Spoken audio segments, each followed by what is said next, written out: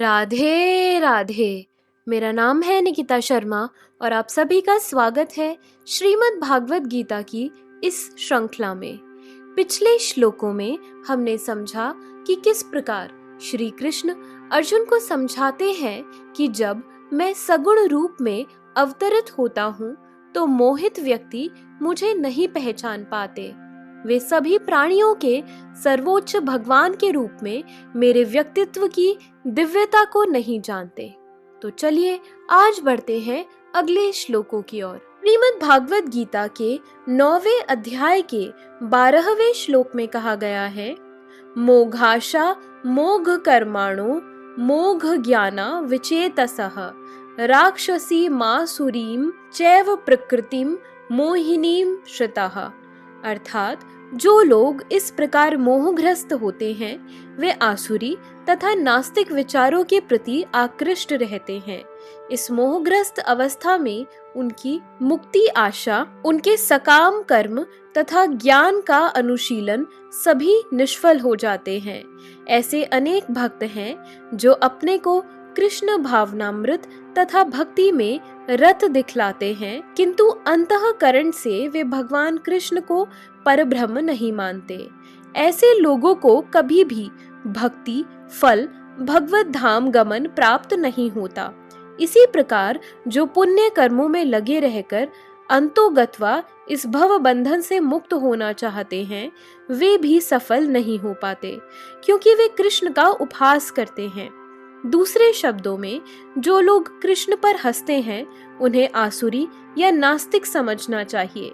जैसा कि 7वें अध्याय में बताया जा चुका है, ऐसे आसुरी दुष्ट कभी भी कृष्ण की शरण में नहीं जाते। अतः परम सत्य तक पहुंचने के उनके मानसिक चिंतन उन्हें इस मिथ्या परिणाम को प्राप्त कराते हैं कि सामान्य जीव तथा कृष्ण एक समान है। ऐसी मिथ्या धारणा के कारण वे सोचते हैं कि अभी तो यह शरीर प्रकृति द्वारा केवल आच्छादित है और जो ही व्यक्ति मुक्त होगा तो उसमें तथा ईश्वर में कोई अंतर नहीं रह जाएगा।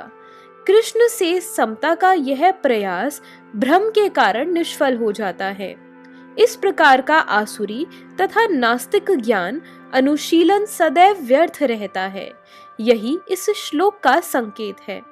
ऐसे व्यक्तियों के लिए वेदांत सूत्र तथा उपनिषदों जैसे वैदिक वांग्मय के ज्ञान का अनुशीलन सदा निष्फल होता है।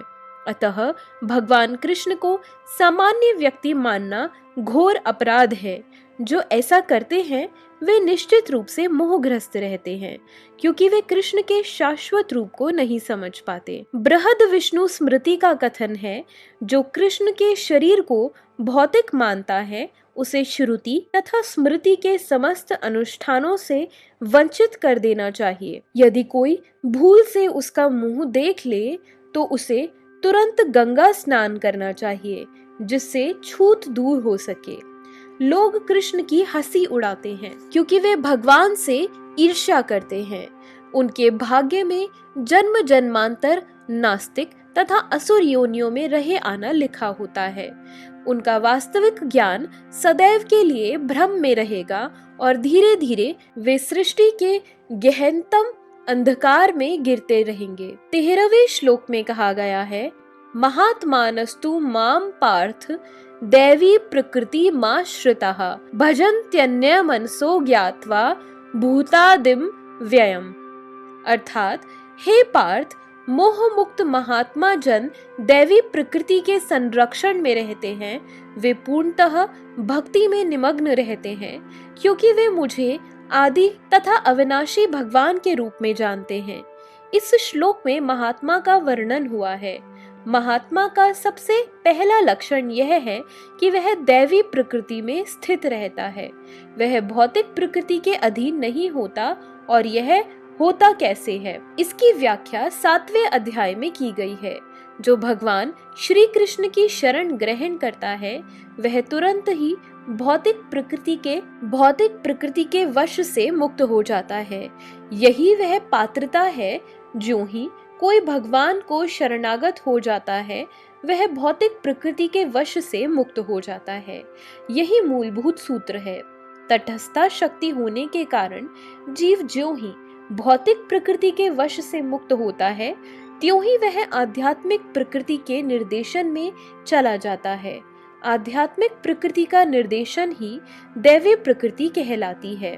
इस प्रकार से जब कोई भगवान के शरणागत होता है तो उसे महात्मा पद की प्राप्ति होती है। महात्मा अपने ध्यान को कृष्ण के अतिरिक्त अन्य किसी और नहीं ले जाता, क्योंकि वह भलीभांति जानता है कि कृष्ण ही आदि परम पुरुष समस्त कारणों के कारण है। इसमें तनिक भी संदेह नहीं है।